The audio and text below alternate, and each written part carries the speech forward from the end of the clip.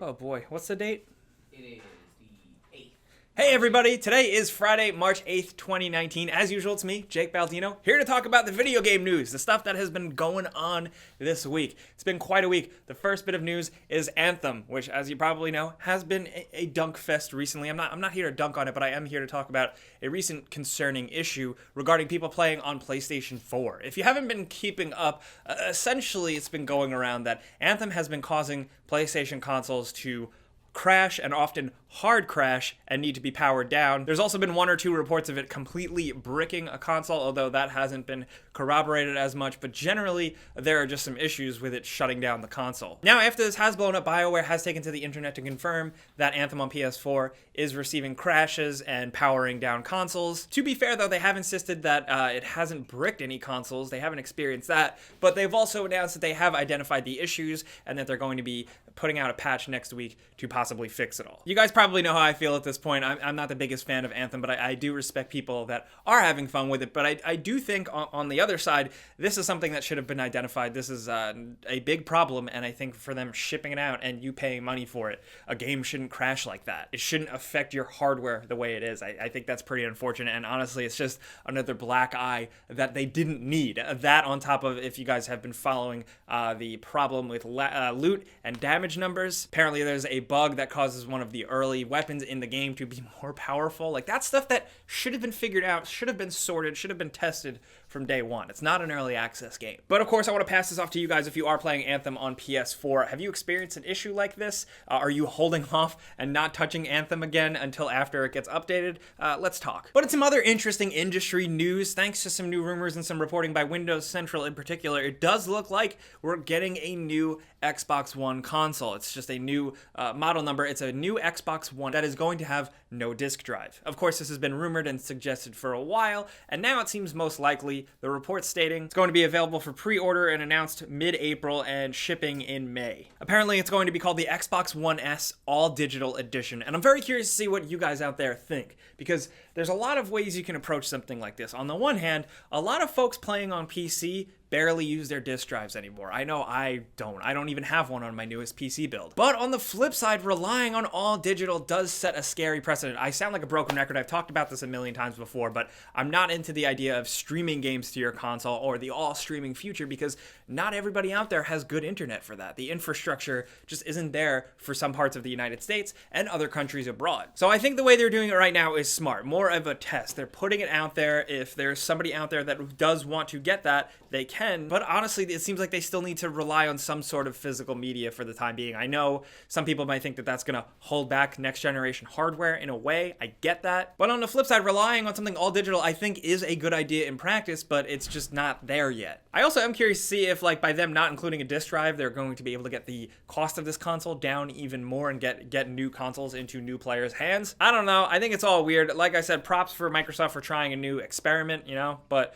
I'm curious to see what you guys think, whether you're a PC player or a console player. Even if you're not an Xbox player, think about it in your head. Like, would you buy a PlayStation 4 without a disc drive? Like I've been saying lately, like, it's a wild time for video game stuff. Things are changing, things are moving, some good things, some bad things, some things we just don't know yet. So honestly, I'm just looking forward to seeing what you guys say, because I haven't heard a lot of thoughts about this yet out there. But speaking of wild times and interesting things, 3D Realms is publishing a new first-person shooter that is actually running in the classic Quake engine. They teased the announcement and then they dropped the trailer, and I'm so into this. This is like my type of game. It's called Wrath: Aeon of Ruin, and despite the corny generic title, the game itself looks really cool. And if you grew up with this type of stuff, or maybe more recently you've played stuff like Strafe or Dusk, you get it. They say it's dropping summer 2019. It seems like it's like made by Quake veterans. It's made by people that care about this stuff. So I'm really hoping it's good. What do you want to eat?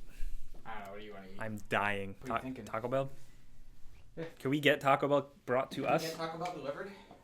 Now in a Nintendo story, it's a bit of an unconventional one, but it's one I really appreciate, and I thought it was worth talking about, worth shining a light on. There's been a new report detailing from Nintendo officials claiming that for their mobile games, they've actually went to the drawing board, went to their developer partners, and asked them to cut back on in-game purchases and microtransactions even more. According to sources in this report, Nintendo is apparently actually concerned that people could get mad at them and come across as greedy, and ultimately Nintendo doesn't want to tarnish their brand brands because of this, so they're trying to scale it back. One of the quotes is, "Nintendo is not interested in making a large amount of revenue from a single smartphone game. If we managed the game alone, we would have made a lot more." Apparently Nintendo's approach is really just to get these games in front of people and get them into the whole Nintendo thing in the hopes that eventually they will go out and buy a Nintendo Switch or a 3DS game and get into things that way and spend money that way. Pretty interesting approach, and honestly, this is cool. I like seeing this. If this is like actually true and Nintendo really wanted to do this and scale back on monetization, I think that's a positive approach, especially considering some of their games have really been just designed around the typical mobile game free-to-play model. I'm wondering if this is going to affect like what they put out next. I'm curious. Also, in case you guys missed it, I feel like I'm the only person that cares about it, since we're talking about Nintendo, they released a new Nintendo Labo kit. It's like essentially a VR kit. There's two different ones. There's like a starter pack, and then there's like a bigger one where you could build other stuff. Like you could build like a different type of scope. You can like look inside of a bird's ass. Google it. For learning purposes? It's for education, yeah. I'm confused. The bigger kit has a lot of stuff. It does finally have that camera. I like these things. Obviously, it's not going to be like real VR. It's even probably less than something like Google Cardboard, but it's fun for kids. I say that as somebody who doesn't have kids or anything, but is one. Now, in other news, and honestly, like a surprise to nobody, it looks like Death Stranding is actually behind schedule. Oh, no. Big surprise, right? In an interview, Kojima said, and I quote, "Many studios lag behind their planned release date, and Death Stranding is slightly behind our initial plan. But it's not too far behind." A video game about being a delivery man is like running late. The game has been confirmed by a lot of people to be in a playable state, but I don't think this is a surprise for two reasons. Number one, games get delayed all the time. Stuff like this happens, but also, this is Hideo Kojima we're talking about. If you've ever followed the development of a Metal Gear game, you'd know that they are long, drawn-out, crazy processes, and probably part of the reason why he split with Konami, because his games are babies. They need to be nurtured. They need it to take their time. Kojima shill. I am a Kojima shill. Shut up. I'm not worried or concerned. I feel like Sony signed up with him knowing how his development of his games can be. So whatever, I'm willing to wait. I still have so many questions on what this game really is actually going to be, but that's another time. Now let's move on to just link a couple things down in the description, like some cool things you may have missed this week. The first is PS4 Remote Play is now available on iOS devices, so that's pretty cool if you've ever used Remote Play on your computer or on your Vita. Shout out to the Vita owners out there.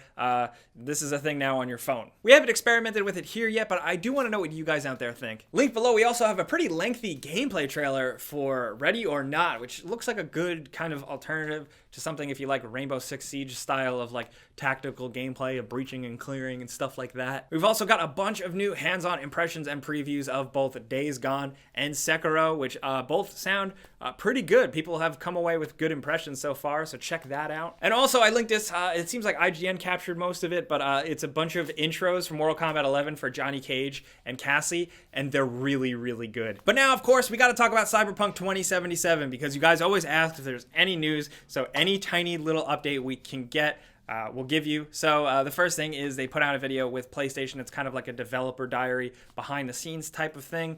Not too much new to see. Some cool concept art. Really, the big thing is that they said it's coming when it's ready in terms of the release date. That's what they said. I think that's pretty admirable. It's cool. Like, they're going to put it out when they know it's actually ready to go. It's good to know that they don't have pressure behind them, at least somewhat. That makes me feel pretty good. Also, it's worth noting that there has been some internal changes. Apparently, the director behind The Witcher 3 has been bumped up to design director for Cyberpunk 2077. And that's really it right now. That's the update. But I think it's good that CD Projekt Red has always been pretty transparent about stuff like this, so good to know. Also, because sometimes I just like pointing these out, there is a new development studio that has been formed behind one of the leads, in particular behind a lot of the Call of Duty games, like the Modern Warfare ones, and also the creative director for the original Dead Space. Ascendant Studios is the name of the new studio, and apparently they've already gotten funding to move forward with like a new creative project, so I'm looking forward to that. I think the pedigree here is pretty interesting, so I think it's worth keeping an eye on. Apparently the studio is made up of a bunch of industry veterans, and they are not an indie studio. They're going for AAA style games, so maybe it's something we're going to hear about more soon. Oh, and before we go, just a little housekeeping. PAX East in Boston is very soon. It's the end of March. We are going to be there. We're going to be trying to do a meetup. We're also going to be doing our live show that's usually every Tuesday, 4 p.m. Eastern. We're going to be recording a version of that on the Sunday of PAX East. So basically, if you want to find us anywhere and if you are attending the convention, just keep your eyes peeled on our social media because we'll announce stuff soon. But now, of course, we got to do that console giveaway we do every single week. You know how this goes down by now. There's a link in the description below. You click it to sign up. You enter once, then you're entered for good. And then every single week, we go in and randomly choose one person to win a free console of their choice. This week's winner is going to be this person right here. Congratulations. Be sure to keep an eye on your inbox, your spam box, stuff like that, so we can figure out how to send you your free stuff. Also, shout out to recent winner Alvaro. Thanks for sending us the video, dude. We appreciate it. But now we got to talk about all the stuff going on this week. Would you ever buy a video game console with no disk drive? How hardcore are you? Also, what do you think about Cyberpunk 2077? Are you willing to wait as long as it takes? Same thing about Death Stranding. When do you think that thing is going to come out? Are you an Anthem player? Are you frustrated with some of the more recent issues? Or are you still finding the fun in it? Or do you just completely hate the game? Also, the new game that we talked about running in the old Quake engine leads to an interesting question. If there could be some type of new game made in an old video game engine that came out now, from what old game engine would you want that new game to come from? It's a pretty interesting question, pretty interesting topic for discussion, so I'm looking forward to talking to you guys down in the comments as much as possible. But of course, if you got anything else for me, be sure to yell at me on Twitter and Instagram at Jake Baldino. And if you're playing Devil May Cry 5 this weekend, definitely let me know. It's awesome. We put out a before you buy. I absolutely love the game. Let's talk about it. Whatever you're playing, if you're playing anything at all this weekend, I hope you have a good one. Thank you guys for watching us talk about this stuff. Clicking the like button does help us out. We do really appreciate that. And if you're new, you should subscribe because we put out stuff like this all the time. But as always, thanks for watching. We'll see you guys next time. Pizza's on me.